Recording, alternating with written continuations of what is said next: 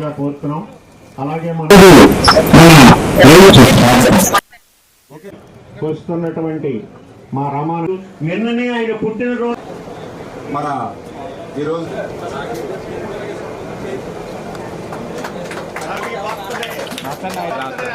గారికి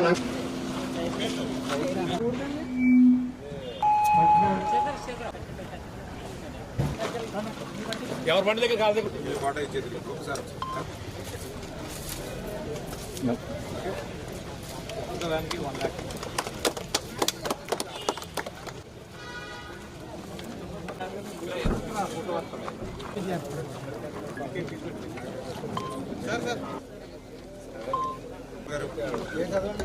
రామన్న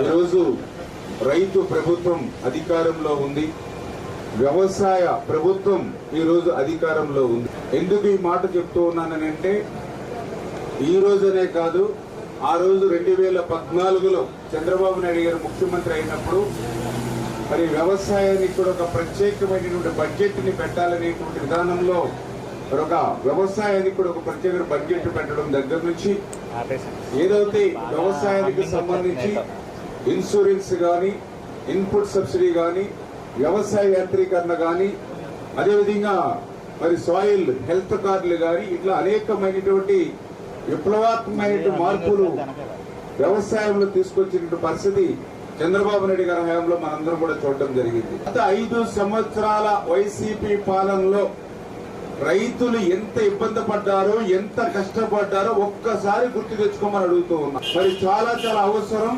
ఒక ఆక్సిజన్ లాంటిది ఇన్సూరెన్స్ అంటే రైతులకి.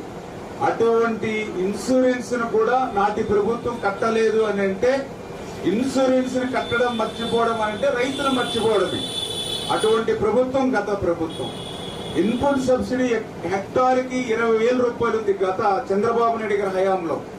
ఖర్చులు పెరిగాయి కాబట్టి 20,000, 25,000, 30,000 పెంచుతారని అనుకుంటే రివర్స్ ప్రభుత్వం 16,000కి ఇన్పుట్ సబ్సిడీ తగ్గించి రైతులు దగా చేసింది గత ప్రభుత్వం. మళ్ళీ ఈ రోజు హెక్టార్కి 25,000 రూపాయలు పెంచి ఇవాళ రైతుకు బాసటగా నిలుస్తుంది మన కూటమి ప్రభుత్వం. అంతేకాదు ఇవాళ వ్యవసాయ యాంత్రీకరణ ఉంది. మీరు చూశారు గత 5 సంవత్సరాల పాలనలో ఒక్క బరకం మొక్క కూడా రైతులకు ఇచ్చినటువంటి పరిస్థితి లేదు. మళ్ళీ ఈ రోజు మనం వచ్చాం అధికారంలోకి. మళ్ళీ ఈ రోజు 50% సబ్సిడీతో కృషి ట్రాక్టర్లు గాని, ఆయిల్ ఇంజిన్స్ గాని, అదేవిధంగా ట్రాక్టర్స్ సంబంధించిన వ్యవసాయ పరమైనటువంటి పనిముట్లు, అందులో కూడా పర్టికులర్ గా ఇవాళ టెక్నాలజీని కూడా మరింత పెంచి